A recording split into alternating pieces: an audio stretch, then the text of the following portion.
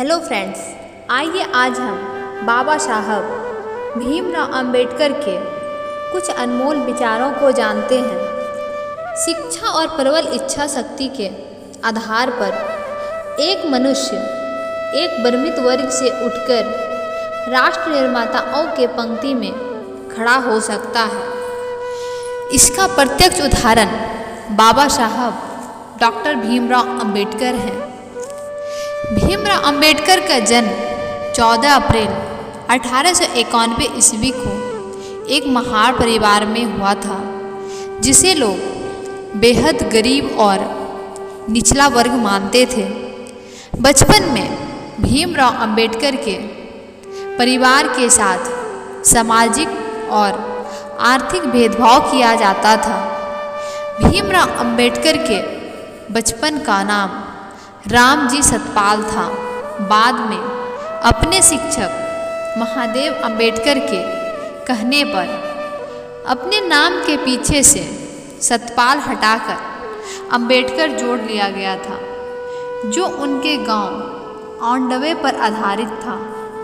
अपने विवादास्पद विचारों पर गांधी जी और कांग्रेस के कटु आलोचना के बावजूद अंबेडकर की प्रतिष्ठा पूरे देश में एक अर्धविदय विद्वान और कानून के ज्ञाता की थी, जिसके कारण स्वतंत्रता के बाद कांग्रेस के नेतृत्व वाली नई सरकार ने अंबेडकर को देश के पहले कानून मंत्री के रूप में सेवा करने के लिए आमंत्रित किया, जिसे उन्होंने सहज स्वीकार कर लिया। 29 अगस्त 1947 को अंबेडकर को संविधान की रचना के लिए बनी संविधान मसौदा समिति के अध्यक्ष पद पर नियुक्ति किया गया और फिर 26 नवंबर 1949 को संविधान सभा ने संविधान को अपना लिया।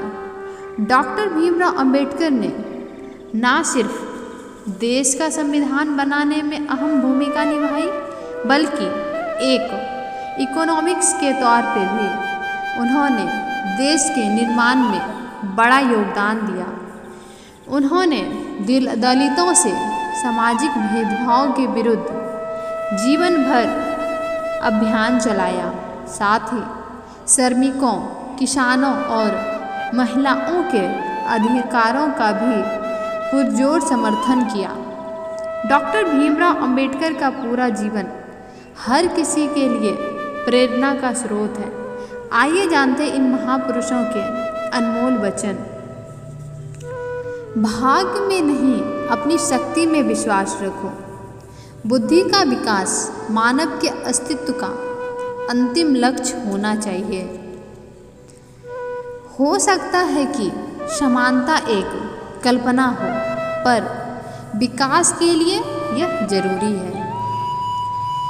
आप स्वाद को बदल सकते हैं, पर जहर को अमृत में परिवर्तित नहीं किया जा सकता है। मैं ऐसे धर्म को मानता हूँ जो स्वतंत्रता, महानता और भाईचारा सिखाते हैं। मेरी प्रशंसा और जय जयकार करने से अच्छा है मेरे दिखाए गए मार्ग पर चलो।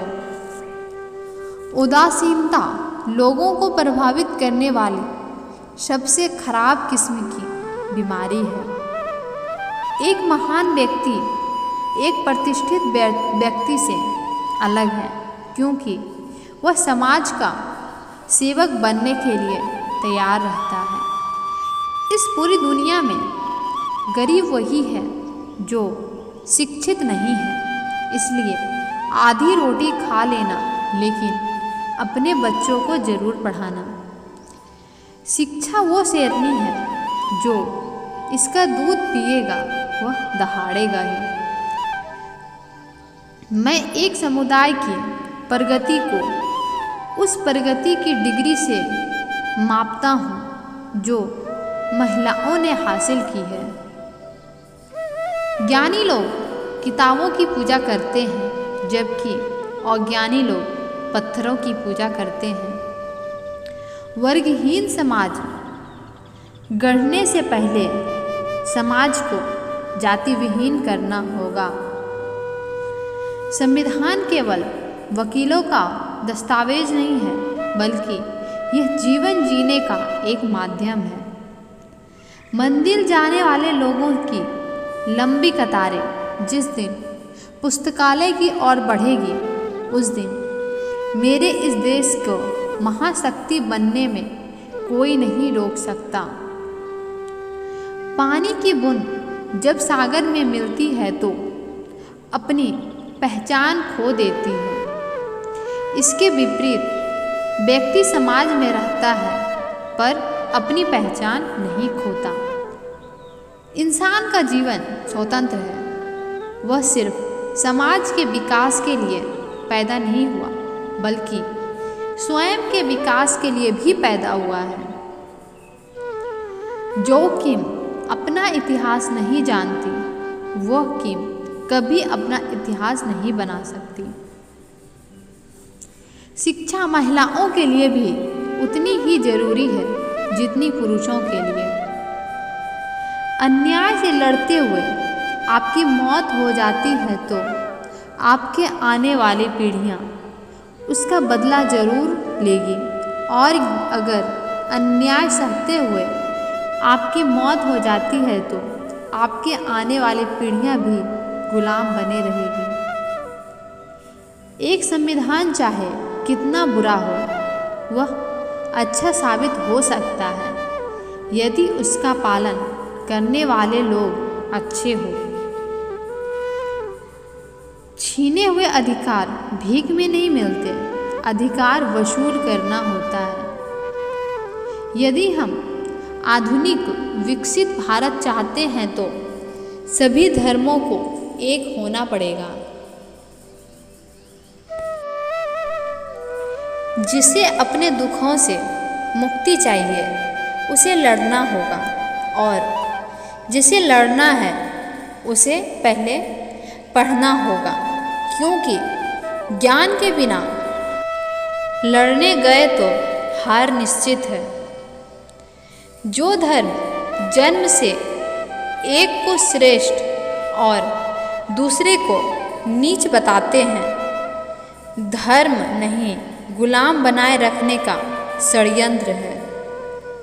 पति पत्नी के बीच का संबंध घनिष्ठ मित्रों के संबंध के समान होना चाहिए। हमारे देश के संविधान में मतदान का अधिकार एक ऐसी ताकत है जो किसी ब्रह्मास्त्र से कहीं अधिक ताकत रखता है। राजनीति में हिस्सा न लेने का सबसे बड़ा दंड यह है कि अयोग्य व्यक्ति आप पर शासन करने लगता है। मैं धर्म की नींव को समाज के जीवन और प्रथाओं के लिए आवश्यक मानता हूँ। जो झुक सकता है वह झुका भी सकता है। एक सुरक्षित सेना एक सुरक्षित सीमा से बेहतर है। एक सफल क्रांति के लिए सिर्फ असंतोष का होना ही काफ़ी नहीं है, बल्कि इसके लिए न्याय, राजनीति और सामाजिक अधिकारों में गहरी आस्था का होना भी बहुत आवश्यक है। Thank you friends. आपको ये वीडियो कैसी लगी कमेंट कर ज़रूर बताएं, और हमारे चैनल ज्ञान मोटिवेशनल को सब्सक्राइब एंड शेयर करें।